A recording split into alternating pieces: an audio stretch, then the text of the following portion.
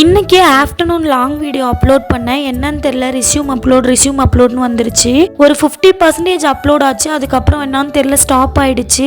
So நாளைக்கு கண்டிப்பாக நான் எப்படியாவது அப்லோட் பண்ணிடுறேன். அண்ட் இன்றைக்கி மார்னிங் பாப்பா பூரி கேட்டிருந்தா. ஸோ அவள் கேட்டு செய்யாமல் இருக்க முடியுமா?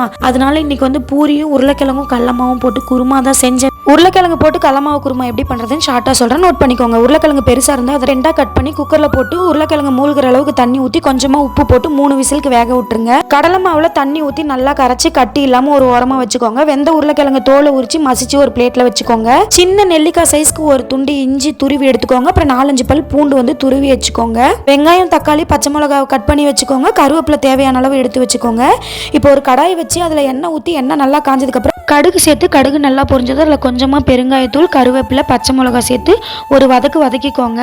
இஞ்சி பூண்டு துருவி வச்சோம் இல்லையா, அதை போட்டு ஒரு வதக்கிக்கோங்க. இஞ்சி பூண்டு பச்சை வாசம் போகணும். ஒரு நிமிஷமாவது எண்ணெயில் வதக்கணும். அதுக்கப்புறம் கட் பண்ணி வச்சிருக்க பெரிய வெங்காயத்தை போட்டு தேவையான அளவு உப்பு போட்டு நல்லா வதக்கிக்கலாம். பெரிய வெங்காயம் முழுமையாக வதங்கணும். அப்புறம் கட் பண்ணி வச்சிருக்க தக்காளியை சேர்த்து ஒரு சிட்டிக்கு அளவுக்கு மஞ்சள் தூள் சேர்த்து தக்காளி நல்லா குலைவாக வேகிற வரைக்கும் வேக வச்சுக்கலாம்.